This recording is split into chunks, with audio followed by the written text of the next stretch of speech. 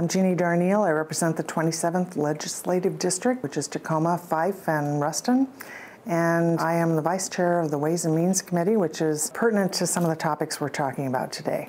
Now, the legislature just reached an important cutoff point in the process. Can you tell us what that means and then what's next? Well, we have a very strict calendar in the legislative process. We have to get out in 105 days, and that means we can't lollygag around. We have to follow the schedule, so that we have had a cutoff of all bills that originated in the House that went to a policy committee had to be out of that policy committee, meaning they had to have a hearing and they had to be execed out of that committee and pushed on either to a fiscal committee or to rules prior to last week. This week, our cutoff is all of the finance committees, so anything related to a bill that costs anything or that raises any money has to be out of that committee by today. So we are in the midst of some of our late night meetings trying to move these bills, especially out of the Ways and Means Committee, onto rules so that those bills can be considered. Now, there's always an exception to the rules about cutoff, and this is a big one. We have a status called Necessary to Implement the Budget, NTIB.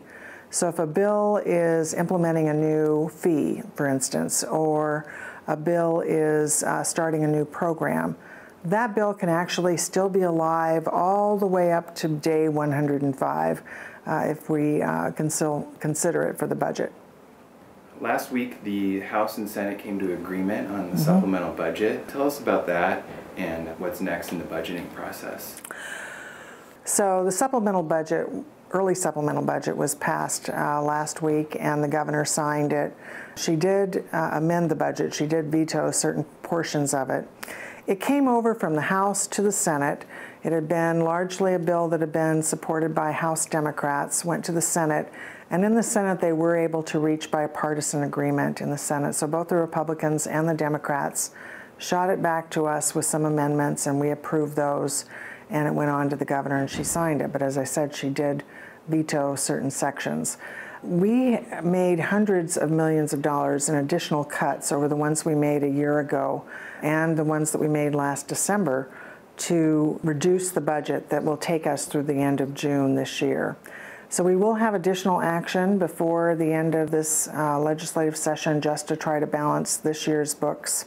But we are working hard now on the biennial budget proposal for the next 2 years. And I hear you have a town hall coming up, a chance for people to provide some input and discussion. I do.